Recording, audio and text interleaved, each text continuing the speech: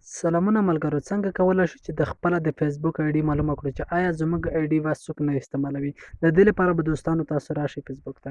دوستانو فیسبوک ته به راشئ، د پورته 3 ډاټس دي دوستانو، دې ځای باندې به تاسو کلیک وکړئ. دوستانو بیا به لاندې راشئ تاسو سیټینګ اند پریویسي، بیا دوستانو هم سیټینګ باندې به تاسو کلیک وکړئ. دوستانو د سیټینګ وروسته به تاسو اکاونټ سینټر باندې به تاسو کلیک وکړئ. بیا به دوستانو تاسو ته لاندې یو آپشن ښکاري پاسورډ اینډ سکیورټي، په دې باندې به تاسو کلیک وکړئ دوستانو. بیا به دوستانو تاسو دې آپشن باندې کلیک وکړئ وی آر یو لوګین ان، دوستانو تاسو به دې ځای باندې کلیک وکړئ دوستانو. بیا به تاسو هم خپل آیډي باندې به تاسو کلیک وکړئ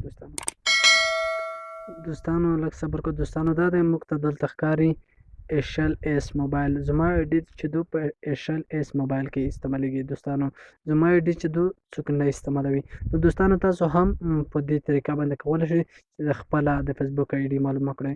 دوستانو که تر اوسه پورې مو زموږ یوټیوب چینل نه وي سبسکرایب کړی، چینل سبسکرایب کړئ. تر بیا